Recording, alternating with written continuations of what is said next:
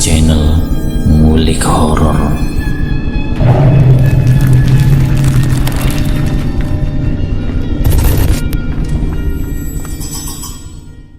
Assalamualaikum warahmatullahi wabarakatuh. Jumpa kembali di channel Ngulik Horor. Channel ini menceritakan tentang kisah-kisah misteri. Pada kesempatan kali ini saya akan membawakan kisah misteri yang diambil dari YouTube-nya Ngulik Misteri dan ditulis oleh @nafila. Kalian juga dapat mengunjungi YouTube-nya Ngulik Misteri ya. Nanti link saya akan sediakan di kolom deskripsinya. Oh ya, di dalam cerita ini nama dan tempatnya disamarkan semua ya, untuk menjaga privasi pihak yang terlibat di dalamnya. Yuk daripada kita lama-lama, langsung saja kita simak ceritanya. Bismillahirrahmanirrahim. Kali ini saya akan membawakan kisah misteri yang berjudul Gagalnya Ritual Pesugihan. Seperti apa kisahnya? Mari kita kulik ceritanya. Kali ini saya ingin menceritakan kisah dari seorang praktisi, sebut saja namanya Kang Wahid. Kang Wahid ini pernah mengantar salah satu pelaku pesugihan di kerajaan Siluman Kera. Tujuannya Kang Wahid yang sekaligus praktisi mengantarkan pelaku pesugihan, sebut saja namanya Pak Broto. Pak Broto adalah salah satu tetangga Kang Wahid yang datang dan bercerita tentang masalah perekonomian keluarganya, tentang kebangkrutan usahanya yang membuat kondisi keluarganya berantakan sampai bercerai. Pak Broto yang terlunta-lunta dan tidak dianggap karena kemelaratannya yang membuat semua aset-asetnya disita oleh bank, dan yang membuat keluarganya itu benar-benar tidak menerima keadaan Pak Broto karena semuanya itu bukan hanya sekedar kelalaian dari Pak Broto. Bukan hanya karena ditipu oleh pelanggan-pelanggannya, tapi semua yang dialami Pak Broto karena kecanduan berjudi. Inilah yang membuat seluruh usaha yang dilakukan Pak Broto mengalami kebangkrutan, dan semua aset-asetnya habis tidak tersisa. Dari itulah yang membuat Pak Broto datang ke Kang Wahid untuk meminta bantuan agar diberitahu di mana tempat yang bisa mendatangkan kekayaan secara instan. Tempat untuk mendapatkan kekayaan yang diketahui Kang Wahid itu banyak, tapi waktu itu yang ditunjukkan untuk Pak Broto lewat kuncen yang sudah dikenalnya. Kang Wahid menunjukkan tempat pesugihan Siluman Kera di kerajaan Siluman Kera. Untuk tata cara syarat dan ritualnya sendiri Kang Wahid tidak tahu karena dia tidak pernah terjun atau menggeluti dunia pesugihan secara langsung. Dia hanyalah mengantar saja. Yang Kang Wahid tahu hanya cerita dari temannya yang seorang kuncen. Dari temannya yang seorang kuncen ini Kang Wahid menceritakan kepada Pak Broto. Biasanya yang saya dengar, syarat utamanya adalah nyawa, itu sudah pasti. Dan yang kedua adalah mahar. Mahar ukuran banyaknya sesaji yang dibawa. Kalau misalkan mau mengganti dengan mahar uang ya bisa, mau belanja sendiri juga bisa. Terus mahar untuk juru kuncinya sendiri pun harus disiapkan. Setelah itu biasanya kalau ritual dilakukan di salah satu tempat yang sudah disediakan dan melakukannya hanya sendiri, dan tidak diperbolehkan mengatakan sesuatu di dalam ritual itu selain membaca mantra-mantra yang diajarkan oleh kuncen. Dan kalimat atau mantra-mantra itu dibacanya bukan dalam keadaan mulut yang terbuka atau mengeluarkan suara, tapi hanya dibaca di dalam hati saja. Dan yang paling utama, syarat utama dari pesugihan Siluman Kera yang diinginkan oleh Siluman Kera itu sendiri agar ritual dan kekayaan bisa datang melimpah sampai Pak Broto harus siap menjadi pengikut Siluman Kera selama-lamanya.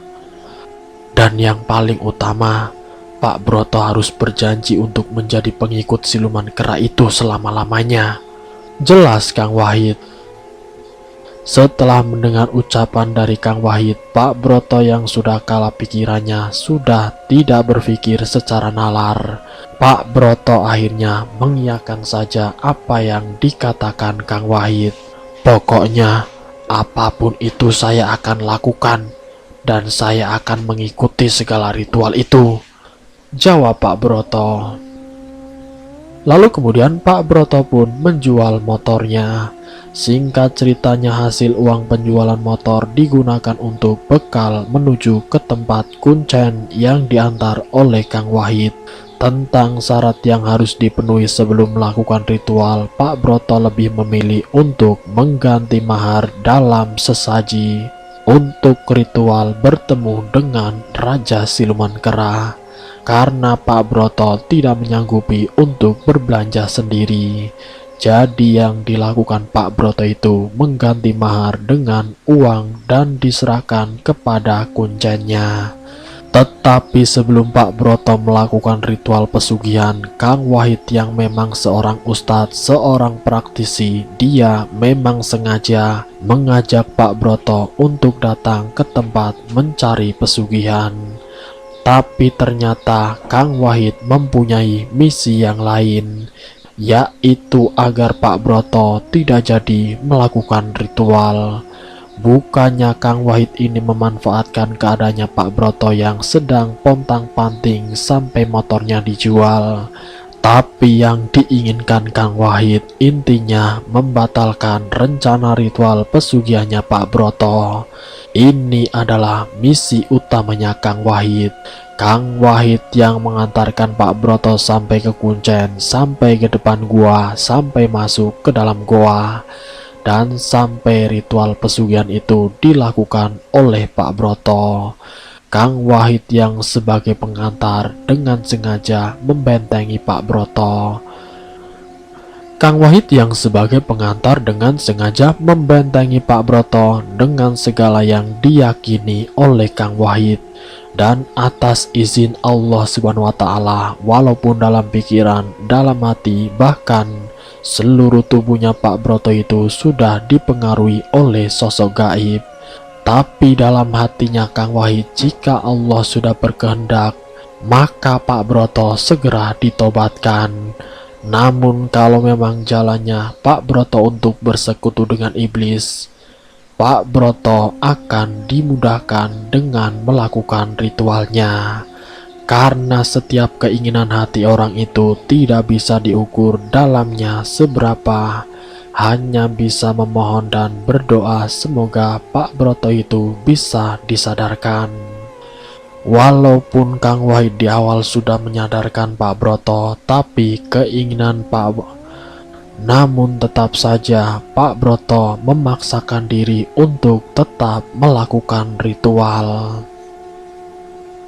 Singkat ceritanya, Kang Wahid itu menceritakan dari awal sampai akhir apa saja yang akan terjadi jika melakukan ritual di dalam goa itu. Namun pikirannya Pak Broto yang sudah terhasut oleh setan, akhirnya Pak Broto masuk ke dalam goa tersebut. Saat Pak Broto masuk ke dalam goa untuk ritual, Kang Wahid ini sengaja membuka mata batinnya Pak Broto. Apa yang dilihat Pak Broto di dalam goa itu sangat-sangat menakutkan. Segala makhluk buruk rupa dilihatnya, hewan yang berkepala manusia ada, sosok yang berbadan besar tinggi dan mata yang melotot pun hadir di hadapannya. Dan yang lebih parah lagi, banyak orang yang sedang disiksa tanpa ampunan. Tolong, tolong! Suara Pak Broto yang menggema dengan teriakan, dengan jeritan Pak Broto tiba-tiba keluar dari goa. Dan Pak Broto pun meninggalkan ritualnya. Pak Broto keluar dari goa dengan ketakutannya menemui juru kuncinya dan juga menemui Kang Wahid. Padahal yang dilakukan Pak Broto itu baru setengah jam duduk bertapa dengan membaca mantra-mantra yang sudah diajarkan oleh juru kuncinya. Tapi karena mata batinnya yang sudah dibuka oleh Kang Wahid membuat Pak Broto ketakutan dan mengakhiri ritual pesugihannya. Sementara Kang Wahid dan juga juru kuncinya yang sedang duduk di teras depan rumah mengobrol sambil minum kopi. Seketika mereka berdua mendengar teriakan dan jeritan dari belakang rumah. Sontak saja juru kunci dan juga Kang Wahid sangat terkejut. "Siapa yang berteriak-teriak malam begini?" tanya Kang Wahid. Tidak berselang lama Pak Broto yang datang dari arah belakang rumah kunjanya. Pak Broto datang dengan keadaan ketakutan. Wajah yang pucat dengan keringat dingin bercucuran, bahkan sampai tubuhnya Pak Broto bergetar. "Loh, Pak Broto, sampean kok cepat sekali?" tanya sang kuncen. "Ambilkan air minum dulu, Mbah, kasihan dia," suruh Kang Wahid. Diambilkan air minum oleh kuncennya. Setelah itu Pak Broto ditanya kembali oleh keduanya. "Ada apa Pak Broto? Ada apa? Kenapa sampean lari-lari begini?" tanya keduanya. "Mbah, tolong Mbah, ampun Mbah, ampun." Kang Wahid dan Kuncen yang melihat Pak Broto ketakutan semakin bingung dengan apa yang sebenarnya dialami oleh Pak Broto. "Tenang, tenang, diminum dulu airnya."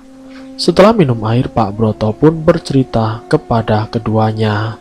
Apa yang dilihat di dalam gua itu diceritakan kepada Kang Wahid dan juga Kuncennya. "Ampun Mbah, ampun, saya tidak akan melakukan ritual itu lagi," ujar Pak Broto. "Loh, memangnya kenapa Pak Broto?" tanya sang Kuncen. "Awalnya itu saya melihat sosok gaib yang buruk rupa, dan saya juga melihat banyak orang yang disiksa di sana dengan menangis meronta-ronta, dicambuk dengan besi panas, tangannya mengadang meminta ampun, tapi tidak ada ampunan. Mereka tetap disiksa tanpa belas kasih. Saat saya masuk ke area kerajaan Siluman Kera, yang saya lihat itu pagar kerajaannya terbuat dari tubuh manusia yang ditusuk dengan jeruji besi dan disambung-sambungkan, yang dijadikan pagar istana kerajaan Siluman Kera. Saya benar-benar tidak sanggup. Saya melihat itu sangat ketakutan, apalagi saat saya mau melarikan diri dari tempat itu. Tiba-tiba tubuh saya didorong sampai ke dalam, dan apa yang saya lihat dan saya dengar, manusia-manusia yang meminta ampun dengan teriakan, jeritan dan tangisan yang sangat memilukan, meminta ampun dengan lantangnya. Tapi bagi mereka tidak mengindahkan ucapan mereka. Mereka tetap disiksa, dicambuk, tidak ada ampun. Bahkan ada yang dibakar di bawah jembatan dengan bawahnya bara api yang begitu panas. Mereka yang dibakar akan dijadikan santapan bagi siluman kera. "Benar Mbah, ampun, saya tidak mau lagi melakukan ritual itu." Pak Broto menceritakan keadaan yang dialami di dalam kerajaan kera. Kang Wahid yang mendengar cerita dari Pak Broto itu tersenyum dan bersyukur. Ya, inilah keinginan Kang Wahid agar Pak Broto tidak melakukan ritual pesugihan siluman kera. Ternyata dengan izin Allah Subhanahu wa Ta'ala, akhirnya Pak Broto itu tidak jadi melakukan ritual pesugihan. Pak Broto yang masih menceritakan apa yang dialaminya sampai juru kuncinya menanyakan kepada Pak Broto. "Pak Broto, apa sampean masih mau melakukan ritual lagi?" tanya sang kuncen.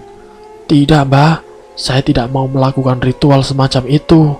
Saya tidak bisa membayangkan jika saya mati dan dijadikan budak siluman kera seperti itu, yang dicambuk, dibakar, ditusuk dijadikan gerbang, dan dijadikan santapan siluman kera. Saya tidak mau menjadi seperti itu. Walaupun saya susah, tapi susahnya saya di sini dijauhkan dari keluarga, diasingkan sampai saya bercerai dengan istri saya. Tapi saya masih tetap kuat menghadapinya. Daripada saya disiksa seperti orang-orang yang sudah terlanjur masuk ke kerajaan siluman kera. Saya benar-benar tidak bisa membayangkan itu. Saya melihat itu saja, saya ketakutan dan kepingin lari," kata Pak Broto. "Kenapa kepingin lari? Bukannya sampean tadi memaksa ingin melakukan ritual itu?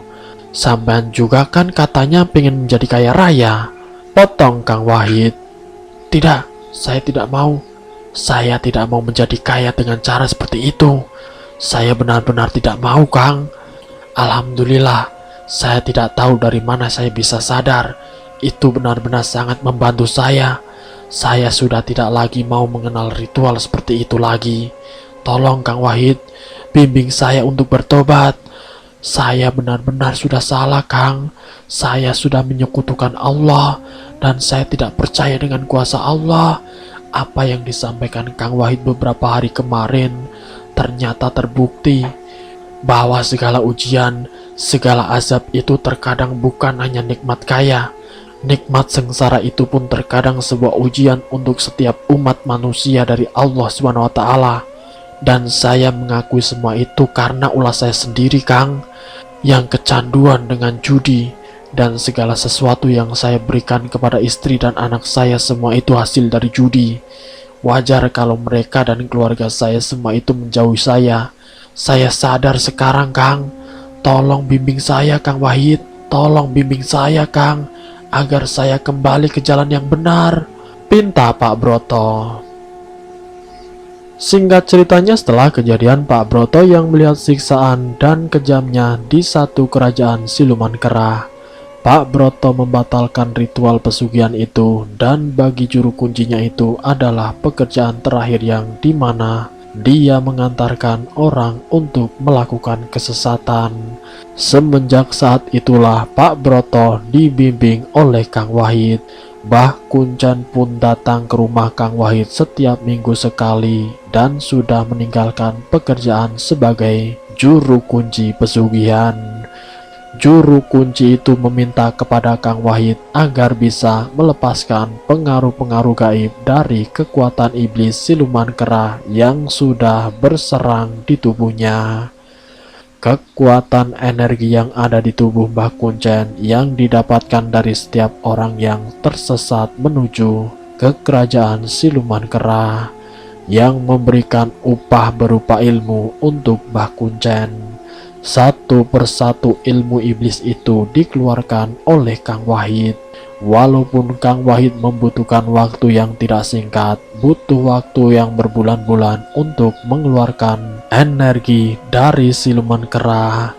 Dan yang paling menyeramkan saat melepaskan kekuatan dari siluman kera, dikarenakan salah satu prajurit dari siluman kera itu tidak ingin melepaskan Mbah Kuncen. Prajurit itu masih menginginkan Mbah Kuncen itu untuk menjadi perantara pesugihan.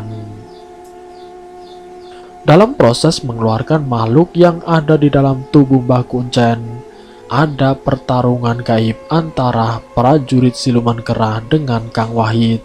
Namun alhamdulillah biidznillah, dengan segala kehendak sang pencipta, Kang Wahid bisa memenangkan pertarungan dan membuat Mbah Kuncen itu bisa selamat dan bertakwa beriman hanya kepada Allah SWT. Dan kini sang juru kunci itu bekerja selayaknya manusia pada umumnya. Sekarang beliau meninggalkan sepenuhnya pekerjaan yang sebagai juru kunci pesugihan siluman kera. Tentang Pak Broto setelah dibimbing oleh Kang Wahid berminggu-minggu tinggal di rumah Kang Wahid. Karena memang rumahnya yang disita oleh pihak bank, akhirnya Pak Broto tinggal bersama Kang Wahid. Pak Broto dibimbing sedikit demi sedikit sampai Pak Broto sekarang meyakini bahwa segala apa yang diinginkan manusia itu tidak seperti yang dikehendaki Sang Pencipta, dan akan memberikan sesuai dengan kebutuhan hamba-hambanya, tidak memberikan sesuai dengan keinginan setiap hamba-hambanya. Dan alhamdulillah Pak Broto sedikit demi sedikit kecanduan judinya mulai berkurang. Kini kehidupannya mulai membaik dan mendapatkan pekerjaan yang layak dari penghasilan yang sehari 30.000 sampai 50.000. Singkat ceritanya, selama kurun waktu 4 tahun Pak Broto yang dibimbing oleh Kang Wahid sekarang sudah menjadi pengusaha sukses. Kini Pak Broto menjadi contoh tauladan untuk orang-orang sekitar. Kini Pak Broto menjadi dermawan, baik hati dan tidak sombong. Dan alhamdulillah sekarang Pak Broto sudah mempunyai istri dan juga sudah mendapatkan satu anak. Dan selesai. Semoga dari kisah ini kita dapat mengambil hikmah dan pelajarannya. Ambil sisi positifnya dan buang jauh-jauh sisi negatifnya. Terima kasih untuk kalian yang sudah mampir di channel kami. Jika kalian tertarik dengan video kami, silahkan tekan tombol like, share, dan komen. Tekan subscribe untuk mengikuti video-video kami yang selanjutnya. Wassalamualaikum warahmatullahi wabarakatuh.